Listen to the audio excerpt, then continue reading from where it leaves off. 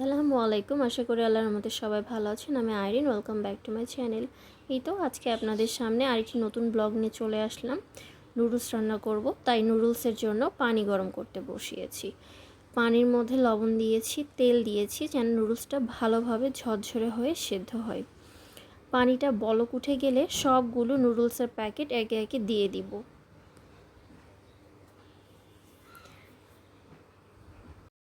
এই তো একের পর এক নুডলসের প্যাকেটগুলো সবগুলো দিয়ে দেওয়া হচ্ছে। এরপর নুডলসগুলো ভালোভাবে নেড়েচেড়ে নিব যেন চারিদিক থেকে নুডলসগুলো ভালোভাবে পানিতে ডুবিয়ে যায় এবং সুন্দর করে সিদ্ধ হয়ে যায়। নুডলস সিদ্ধর মাঝেই আমি মাংসের কিমা করে নিয়েছি। নুডলস রান্নার জন্য ঝাল পেঁয়াজ সব কিছু কেটে নিয়েছি। এই তো নুডলসগুলো ভালোভাবে সিদ্ধর জন্য নেড়েচেড়ে দিচ্ছি। নুডলসগুলো প্রায় হয়ে এসেছে, এখন নামিয়ে নিব।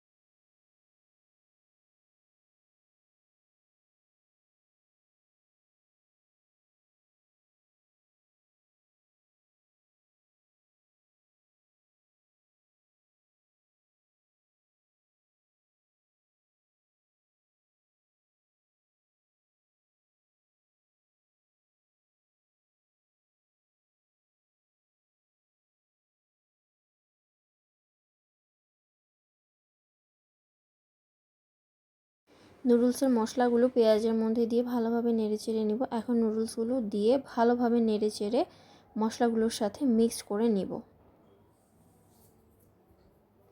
সুন্দর করে এপিট ওপিট ভালোভাবে চেড়ে দলাগুলো ছেড়ে নিব। এতে করে নুডলসের সাথে মশলাগুলো খুব ভালোভাবে মিশে যাবে, খেতেও অনেক ভালো লাগবে। এই তো নুডলস রান্নার শেষের দিকে এখন একটু চা বানিয়ে নিব। চা ছাড়া যে চলেই না। এখন সকলকে নুডলস পরিবেশন করব। আশা করি আজকের ব্লগটি সবার ভালো লাগবে। সুস্থ থাকবেন, ভালো থাকবেন। আল্লাহ হাফেজ।